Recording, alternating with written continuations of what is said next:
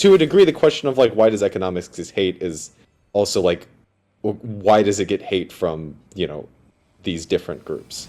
Because I think there's a lot of different reasons that a lot of different camps get frustrated or outright have disdain for economics or I mean, economists. there's a lot of kind of Austrian libertarian hate for it as well, right? Like, Right, if you yeah. look at, you mentioned some of the criticisms of empiricism, right? I mean, I see more of those coming from the Austrian people than from the than from the lefty people, because actually, I mean, it's funny.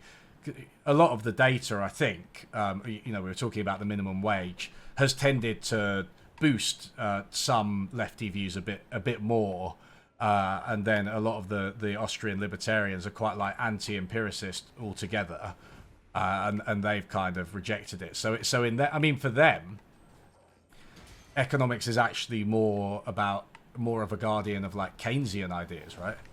Right, yeah, exactly. Yeah. Um, God. and Like, there's how many Austrians do you actually know about? Because they're a weird bunch. I know enough, enough to for anyone. I think I know like who are ones who are alive.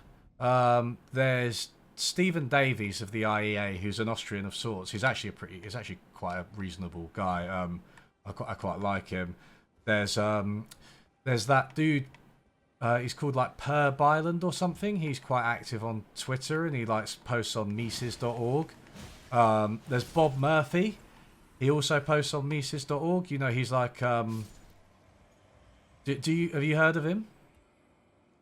I've heard of some of these people. Yeah. My short version is all the reasonable Austrians aren't Austrians. They're Chicago boys. Right. Because if you're going to be conservative, at least the line is drawn at Chicago. I don't know. Yeah. There's a line. You may be right on that one. I mean, I don't. Yeah, Austrian economics doesn't really make a lot of sense to me. Like, it's too dogmatic, and not just in terms of its political conclusions, which are obviously extremely free market, but like in terms of its anti-empiricism. Like, a lot of Austrians are completely anti-maths. Like completely anti-maths.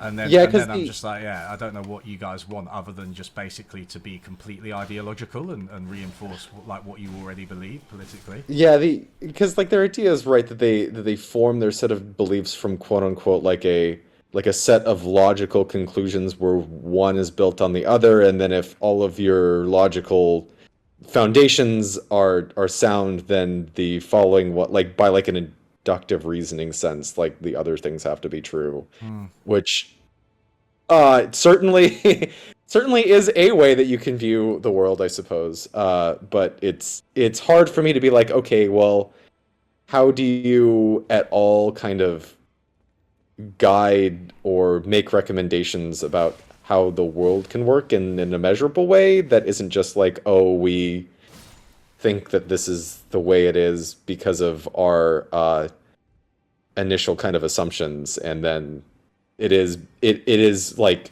tautologically true based on how we've constructed the logic, which is just having like my exposure to like listening to people talk about that is insanely frustrating because it's like there's no room to kind of discuss it. It's almost a little bit circular in its own way. It just seems to be like I really it's quite difficult to argue against because it is basically pretty quasi-religious, right? It's just like what we deduce is true, and you can't test it against the real world at all in any way. Yeah, exactly. So like, what do you what do you want me to say to that? Like, I don't really. I mean, and so the praxeological axiom, the fundamental one that Mises came up with, right? It's like all human action has an end, has a purpose, which is, I guess, true but compatible with pretty much any political statement or economic statement I can imagine. Like, human action has a purpose. Okay, well, you can say that and then be a Marxist, right? In my opinion. Right, and yeah, the idea is that human action has a purpose because the action exists. So therefore, it's like, yeah, You get into very weird territory there. Like, and then there was like, I remember somebody was like, "Oh, if you doubt the human action, if you're trying to disprove the human action axiom, then you've just proved it because you're acting purposefully yourself."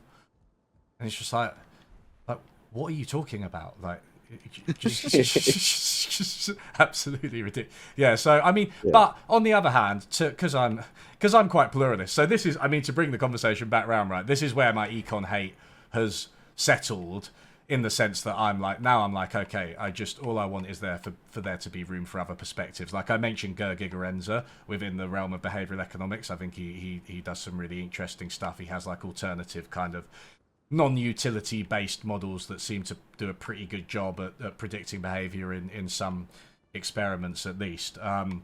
So I'm a pluralist, but there are things to like, I think, maybe in some areas of Austrian economics, and I certainly like Hayek's essay on the use of knowledge in society and how markets work. I think is quite a compelling vision. Oh yeah, I mean, like I in undergrad did like a study about like betting markets, and of course like all of that stuff about, you know, kind of theories about how markets take up all public information because there's like a financial incentive to do so, is of course like deeply influenced by Hayek. So there's certainly parts of different areas to take from, even if you don't necessarily agree with like the field as a whole, I suppose. You know, you mentioned Austrians that I know. So there's George Selgin, I'm not sure if I'm saying that right, and Larry White, and they've written some interesting stuff about like free banking and banking systems before central banking, which I think, I mean, I don't know that I'm a free banker after reading it, but I certainly think it's interesting to note that central banks have, you know, not been around forever, and you can have other financial systems without them. Like, there's some very interesting historical evidence on that. Okay. Yeah, I'm less familiar with banking stuff. Yeah. I'm not expecting you to give your verdict on free banking as such. I was just saying that there's some good stuff out there, but you have to get past the wall of nonsense that we were just talking about, and like praxeology and all that, because none of that free banking stuff, it's just historical, right? It's like, here's some stuff that happened in history and it's interesting, nothing to do with human action having a purpose. Just stupid. Seems stupid to me that they base their whole thing on that. Yeah, on that. So I've yet to like speak to like an Austrian academic, you know, because there's not too many of them. Even at George Mason, which is like they're like the pinnacle school in the U.S. for that. It's like moving away from Austrians. But like the thing that confuses me is that no other discipline does this like purely, or we're going to reason from a priori statements to then, and then because of that reasoning, necessarily that's the case that the real world is like that. I mean, in mathematics or any other sort of, or philosophy, any other discipline that uses statements like this, like you can construct completely coherent, complete, reasonable worlds, even if you're assuming your logic is perfect. Yeah. These multiple worlds exist, and choosing between them seems like a very nice thing for empiricism to come in. But I mean, we don't have an Austrian here to defend their position. No, we don't. I don't know how. Maybe one day I will try and get one too. But yeah, it's like there are so many logically true statements that you can make about the world. You know, gravity could. Objects could be naturally repelled from each other, like that could be the law of gravity, right? You know, like there's nothing logically wrong with that. It just doesn't happen to be anything like the world we live in.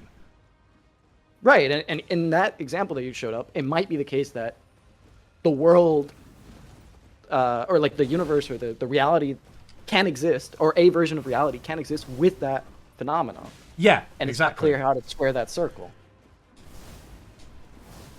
So I don't understand Austrians. No, me neither. I think it's clear that none of us do. So I don't know if I have any Austrian fans, I'm sorry for not giving you a chance to defend yourselves. Just sort of ranting about Austrian economics.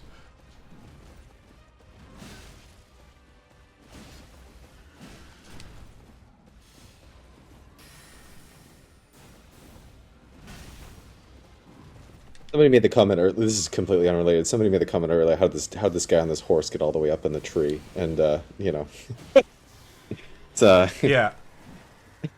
Sorry, I haven't played. Oh yeah, okay. I haven't. I haven't played have much I just of done the that first time, by the Minotaur. way? Can everybody appreciate that I just did Loretta first time? Yeah, I played a Not talking little bit about of the economics. original. Yeah.